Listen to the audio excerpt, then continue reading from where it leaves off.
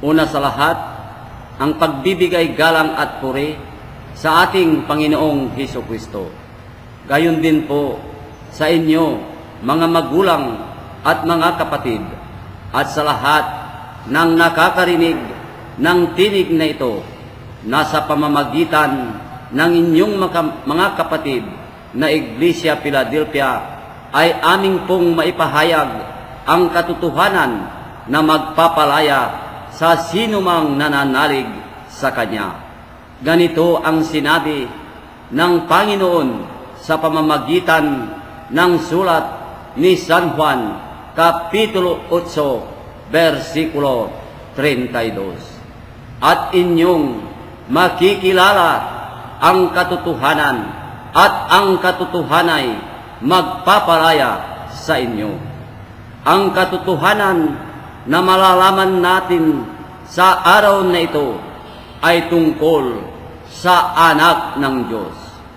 Bago ko simulan ang pagtalakay sa aking tema, ay nais ko munang ibahagi sa ating lahat ang pag-uusap ng ating Panginoong Hesukristo at ng Diablo. Ito ay nasusulat sa pamamagitan ni San Mateo, Kapitulo 4, versikulo 5 hanggang 7. Nang magkagayoy, dinala siya ng Diablo sa bayang banal at inilagay siya sa taluktok ng templo. At sa kanya'y sinabi, kung ikaw ang anak ng Diyos, ay magpatihulog ka, sapagkat nasusulat, siya'y magbibilin sa kanyang mga anghel tungkol sa iyo, at aalalayan ka ng kanilang mga kamay, baka matisod ka ng iyong paa sa isang bato. Sinabi sa kanya ni Jesus, nasusulat din naman, huwag mong tutuksohin ang Panginoong mong Diyos. Sino ang kausap ni Jesus? Ang Diablo. Ano ang pananalig ng Diablo kay Jesus? Siya ang anak ng Diyos. Ano ang sinabi sa kanya ni Jesus?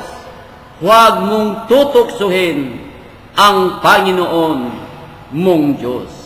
Sa makatwid, hindi anak ng Diyos ang Panginoong Hesus, kundi siya ang Diyos. Bakit po ba kinakailangan natin na mananalig sa anak ng Diyos? Ito ay patutunayan ng sulat ni San Juan, Kapitulo 3, versikulo 36. Ang nananalig sa anak ay may buhay na walang hanggan.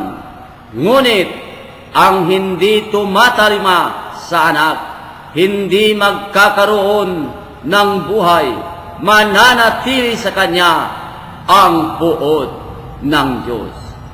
Kung ganun, kung mananalig tayo sa anak, magkakaroon tayo ng buhay na walang hanggan. Ngunit kung hindi, mananatili sa atin ang puot ng Diyos. Sino ang may karapatan na magpatotoo sa anak ng Diyos? Ganito ang patotoo ni San Juan Evangelista sa kanyang sulat sa unang Juan, Kapitulo 5, versikulo 9. Kung tinatanggap natin ang patotoo ng mga tao, ngunit lalong matibay ang patotoo ng Diyos. At iyon ang patotoo ng Diyos tungkol sa kanyang anak. Sa makatwid, ang dapat na magpatotoo sa anak ng Diyos ay ang Panginoong Diyos. Sino ang pinatutuhanan ng Diyos na kanyang anak? Ganito ang sinabi ng Diyos ayon sa sulat ni Propitang Moises sa Exodo Kapitulo 4, versikulo 22. At iyong sasabihin kay Paraon, ganito ang sabi ng Panginoon, ang Israel ay aking anak, aking panganay. Maliwanag po, mga magulang at mga kapatid, ang pinatutuhanan ng Diyos na kanyang anak ay hindi ang Panginoong Hesukristo, kundi ang Israel. Ano ang pangako ng Diyos sa Israel na kanyang anak?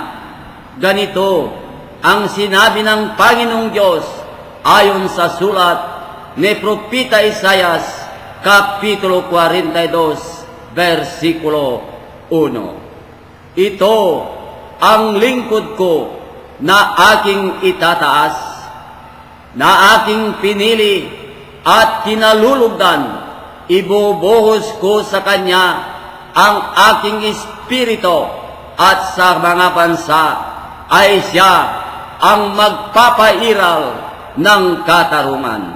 Mga magulang at mga kapatid, ang palatandaan sa Israel na anak ng Diyos ay ang pagpipili sa kanila ng Panginoon at ang pagtanggap nila ng Espiritu Santo. Kanino natupad ang pangako ng Diyos sa Israel na kanyang anak? Ito ang patutuo ni San Lucas, Kapitulo 6, versikulo 13. Kinaumagahan, tinawag niya ang kanyang mga alagad at pumili siya ng 12 sa kanila at tinawag niyang mga apostol.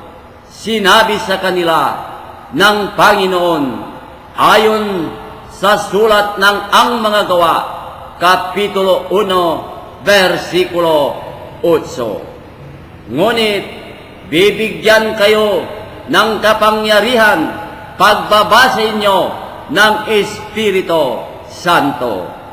Kaya nang sumapit ang araw ng Pentecostes, nagkatipon silang lahat sa isang lugar at silang lahat ay napuspos ng Espiritu Santo at nagsalita ng iba't ibang wika ayon sa ipinagkaloob sa kanila ng Espiritu. Ang Mga Gawa, Kapitulo 2, versikulo 1, 4. Mga magulang at mga kapatid, natupad sa mga apostol ang pangako ng Diyos sa Israel na kanyang anak. Nang dahil dito, ang mga apostol, ang Israel na anak ng Diyos. 12 ang mga apostol.